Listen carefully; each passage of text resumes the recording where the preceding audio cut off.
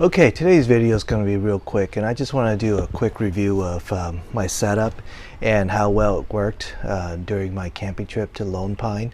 So, you know, there are a number of things that worked great, like the sink worked great. I've never had such a big sink camping before, so when you wash the dishes in the sink, you know, that worked great. You know, the bath, for the most part, worked great. In some areas, a little too great. I'll touch on that in a little bit. But one thing that I don't like about this setup is this.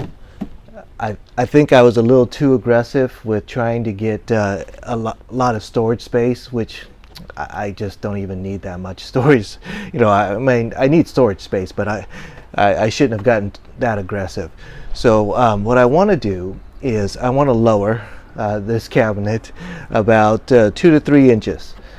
And unfortunately, it's not going to be that easy. You know, I'm going to basically have to take everything apart and put it all back.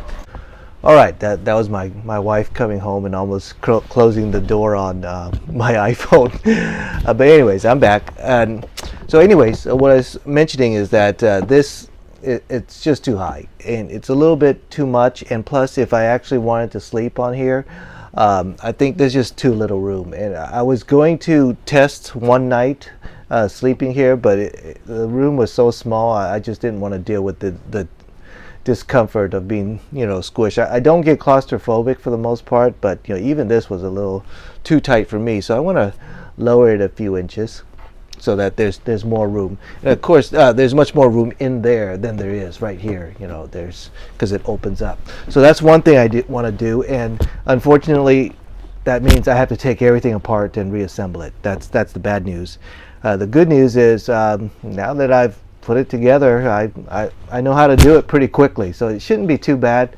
I didn't do anything that you know, was beyond screws, so it's a good thing, because I thought about using nails, just using a nailer to make it quicker and easier, and if I did do that, it'd be much harder to pull out nails than it is to unscrew screws. But anyways, I use screws, so that's a good thing. But I capped it, all the screws, with those caps, and then I painted it, so that part's going to be a bit of a pain in the butt. But anyways, too high. I want to lower it. So that's one thing about the cabinet I didn't like. Another thing about the cabinet I didn't like, it's a little too wide, and let me show you. So you guys remember a video where I removed the door grabs so I could get in and out a little bit easier. But you know, it's still just a little too narrow, so I want to again take maybe another 2 to 3 inches off this side too. Yeah, that's a pain in the butt. Gotta take it all apart and rebuild it. So in here, you can see if I'm gonna take away a few inches, I'm going to lose at least one of these drawers, if not both of them. So we'll see how much room I have. Actually, I really like these drawers. They were really nice for spoons and everything, and it worked out great. So much so that I'm going to take this idea of the plastic drawer to this next point. This. Gosh, I really liked this, having this metal drawer. These drawers are really tough, and you know, they fit in a lot of stuff. But if I'm going to lower it 2 to 3 inches and then squish it in 2 to 3 inches, that I can't disassemble and just reassemble smaller, unfortunately. So I have a solution for that too. But these drawers, they're going to go, and I'm going to put in something a little bit smaller. Okay, so now for the bath. The bath worked great. I took a shower. It was great. Some bad things. Let me show you. Okay, so what I did was I took a bath on this chair, like I showed you guys in the video. And oops, this chair is falling apart on that side.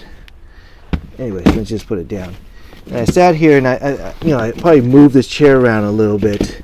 And what happened was it left a little bit of damage to my disposable bath, because you got little rocks and pebbles underneath, and then it'll rub up, and then it didn't break through completely, but you know, I'm going to have to replace my disposable bed after one trip. So probably, so well, I did put some felt, you could see, but the problem is it came off. So I did think about the squishing thing, but the felt came off, and if it comes off, that's a problem. I think the one spot where the felt held, the spot right there, is fine. All the spots where the felt fell off is not fine. So anyways, I'm going to dispose of the disposable bed, and I'll take away some slack and cut it a little bit smaller so that it fits even tighter than this time. Another thing about the shower is here. This shower area actually worked great. I really liked it. This guy right here, and you saw in the video that I demoed this and how well it sprayed water. Well, it sprayed water really well, and I ran out really fast. It used up the gallon really quickly, and I think for some people, or a lot of people out there with a lot of hair, you need all that water and the water pressure, and I don't, so I'm not going to go that way. So what I did was I just stacked up 3 2-liter bottles, and I'm going to go with